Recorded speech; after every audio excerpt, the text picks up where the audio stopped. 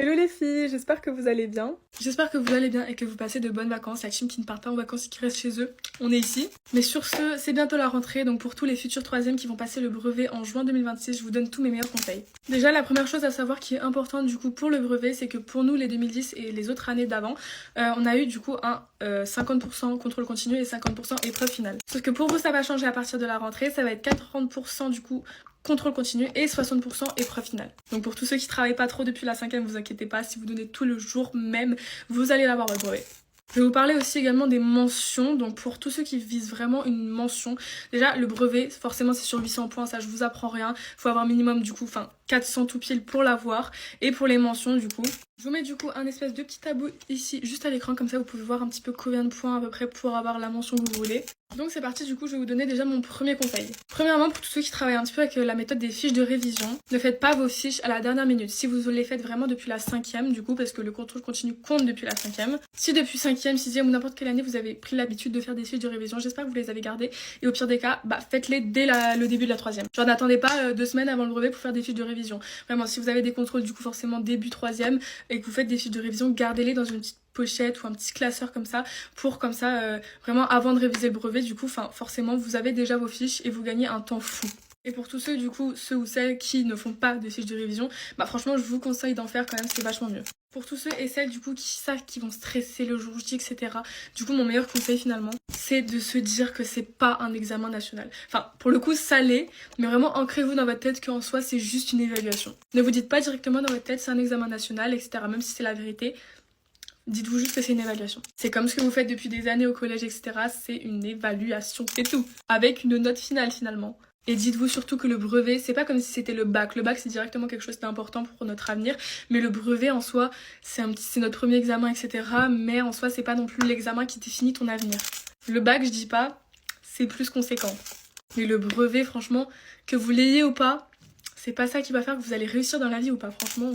Troisième, du coup, petit conseil pour tous ceux et celles qui savent qu'ils n'arrivent pas trop à travailler à l'écrit, etc. en cours. Mon petit conseil, ça serait vraiment d'écouter en cours. Je sais que franchement, c'est quelque chose que tout le monde baragouine, etc. Mais au final, c'est tellement réel. Écouter en cours, c'est 50% du travail déjà fait à la maison. Donc même si vous travaillez pas énormément à l'écrit, au moins écoutez. Je vous jure, ça coûte rien d'écouter. Puis de toute façon, autant écouter au lieu de vous ennuyer comme ça sur votre chaise. Au moins, votre cerveau, il aura vraiment retenu des choses. Même si vous n'allez pas vous en rendre compte, hein, je vous jure que votre cerveau, forcément, il va retenir des choses. Et du coup, le jour J, il y a des choses qui vous seront un petit peu moins inconnues, le fait d'avoir écouté. Donc voilà. 4e ou 5e conseil, je sais plus. Ne perdez pas votre convocation.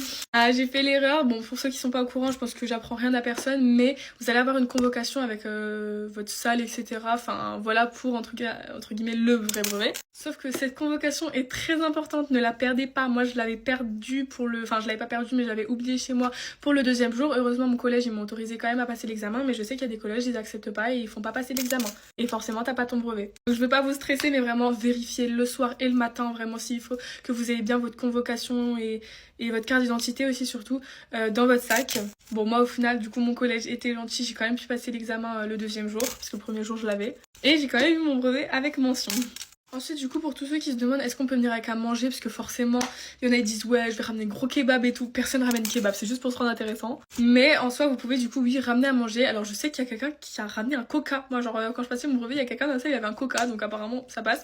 Personnellement j'avais pris de l'eau, je vous conseille les compotes meilleur truc. Déjà pour tous ceux et celles du coup qui aiment les compotes, déjà c'est parfait, et en plus ça fait pas de bruit quand tu le manges, tu peux en mettre 2 ou 3 sur ta table des compotes. Moi j'en dégomme 5 d'affilée des compotes. Vous pouvez prendre des tic tac, vous pouvez prendre des petits gâteaux, des choses en tout cas qui font pas énormément de bruit. Les tic tac c'est chiant, ça fait du bruit. Ensuite du coup venez en tenue décontractée. Je vous jure ne venez pas en jean déjà, parce que vu que c'est en juin, c'est la période où il fait chaud, il fait tellement chaud. En plus moi pour le brevet, pour toutes les filles on se sait, j'avais mes règles, donc heureusement que j'étais venue en tenue vraiment hyper à l'aise. J'avais mis un petit pantalon en lin tout large, tout bien à l'aise avec un débardeur il me semble. Et pour tous ceux qui du coup se demandent un petit peu quand est-ce qu'on a les résultats une fois que l'épreuve est passée. Les épreuves généralement du coup ça se passe du coup fin juin, et généralement les résultats de l'épreuve vous les avez il me semble début juillet du coup. Donc moi personnellement c'était du coup l'académie Nancy-Metz et on avait les résultats un mercredi vers 11h, mais je saurais plus vous dire c'était le combien. Pour tous ceux et celles du coup qui ont encore des questions et que j'ai pas forcément dit des trucs ou quoi dans la vidéo, n'hésitez pas à demander les questions en commentaire et moi ou d'autres personnes qui ont déjà passé le brevet on vous répondra avec plaisir. Si vous avez d'autres sujets par rapport au brevet ou quoi, que vous voulez que j'en fasse des TikTok, n'hésitez pas à me le dire également. Et puis si cette petite vidéo vous aura plu, n'hésitez pas à vous abonner. Ici on s'aide à devenir la meilleure version de soi-même, à créer une belle petite communauté et tout simplement à glow up avant la rentrée. En fait il reste que 2 semaines là, faut vraiment qu'on se dépêche. Sur ce, c'est tout pour moi. Voilà, j'ai peut-être oublié encore une fois de préciser certaines choses, mais n'hésitez pas à me le dire en commentaire. Salut!